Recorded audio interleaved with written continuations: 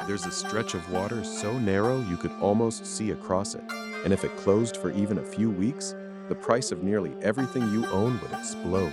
It might be the most dangerous 20 miles on Earth, and most people have never even heard of it. This is the Strait of Hormuz. Today, we follow the money for the single most important choke point on the planet. Let's start with where it actually is. The Strait of Hormuz is a narrow channel of water connecting the Persian Gulf to the open ocean. On one side sits Iran, on the other, Oman and the United Arab Emirates. At its narrowest, it's only about 21 miles wide, and the actual shipping lanes, the paths the giant tankers must follow, are just a couple of miles across in each direction. That's it, a gap barely wider than a city, and through it flows the lifeblood of the modern world. Here's the number that makes Hormuz matter. Roughly one-fifth of all the oil the entire world uses passes through this single strait, somewhere around 20 million barrels every single day. On top of that, a huge share of the world's liquefied natural gas, much of it from Qatar, flows through it too. Think about what that means. The oil pumped by Saudi Arabia, the UAE, Kuwait, Iraq, and Qatar, some of the biggest energy producers on Earth, mostly has just one way out to the world's oceans, this one narrow strait. There is no back door. Hormuz is the beating heart of the global energy system, and nearly all of it depends on ships passing safely through those 20 miles. So why is a choke point like this so dangerous? Because it turns a huge, spread-out system into a single point of failure. Normally, the world's oil comes from many places, which makes supply resilient.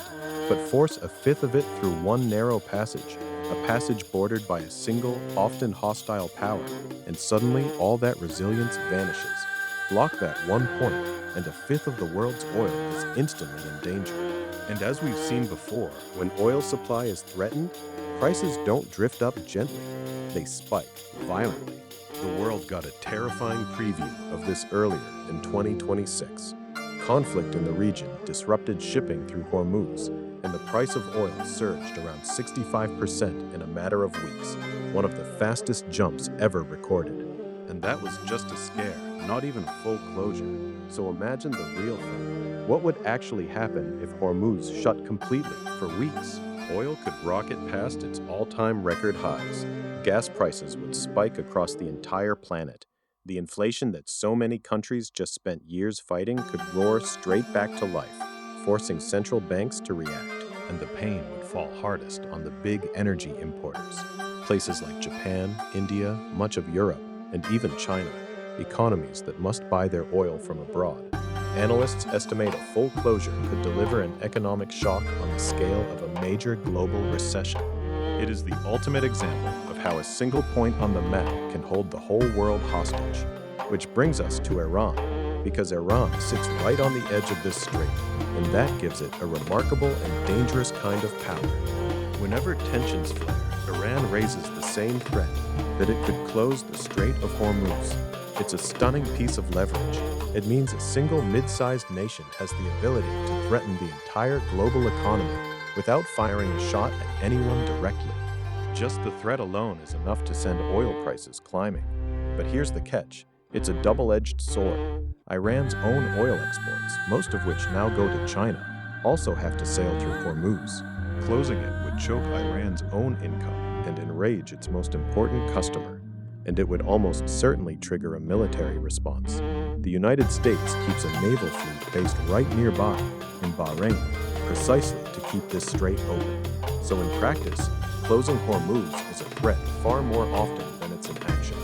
But because the stakes are so high, even the threat is enough to move the price of oil and to ripple into your life. So can the world just build a way around it? A little, but nowhere near enough. There are a couple of pipelines designed to bypass the strait. Saudi Arabia has one that carries oil across the country to the Red Sea. The UAE has another that reaches a port on the open ocean, outside the Gulf. But together, these escape routes can only handle a fraction of what normally flows through Hormuz. There is simply no real substitute for the strait. And that is exactly why, despite decades of anxiety and planning, the world remains hostage to these 20 miles of water. And that points to a much bigger lesson. Hormuz is the most extreme example, but the entire global economy hangs on a surprisingly small number of these narrow choke points.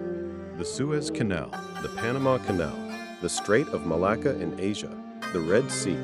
Global trade looks enormous and unstoppable, but in reality, it squeezes through a handful of fragile bottlenecks.